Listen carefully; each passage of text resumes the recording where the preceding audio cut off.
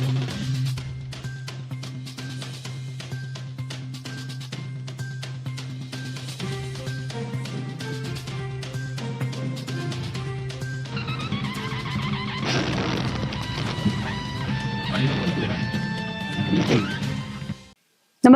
आपण पाहता हिरकणी न्यूज.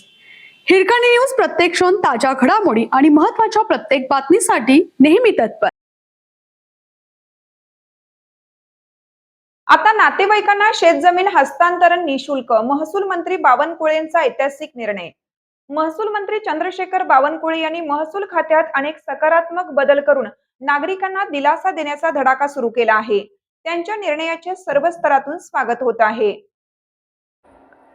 शासनाच्या महसूल विभागाने नोंदणी अधिनियम 1908 अंतर्गत महत्त्वपूर्ण निर्णय घेतला आहे. या निर्णयानुसार महाराष्ट्र जमीन महसूल संहिता 1966 चे कलम 85 अन्वये सहधारकांमध्ये तसेच कुटुंबातील सदस्यांमध्ये करण्यात येणाऱ्या शेतजमिनीच्या वाटपाच्या सल्लेखावर कोणतीही नोंदणी शुल्क आकारली जाणार नाही.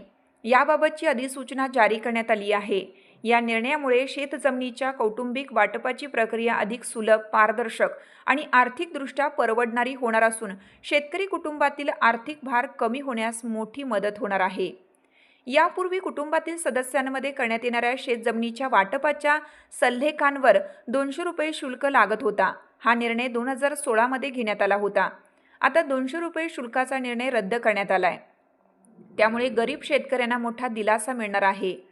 तहसीलदारांच्या आदेशात मोफत पोलीस सुरक्षेचा स्पष्ट उल्लेख राहून गेला तरी केवळ या तांत्रिक कारणावरून बाधित शेतकऱ्याला सुरक्षेपासून वंचित ठेवता येणार नाही, अशी स्पष्ट दक्षता घेण्याचे निर्देश गृह विभागामार्फत सर्व पोलीस ठाण्यांना देण्यात आले आहेत.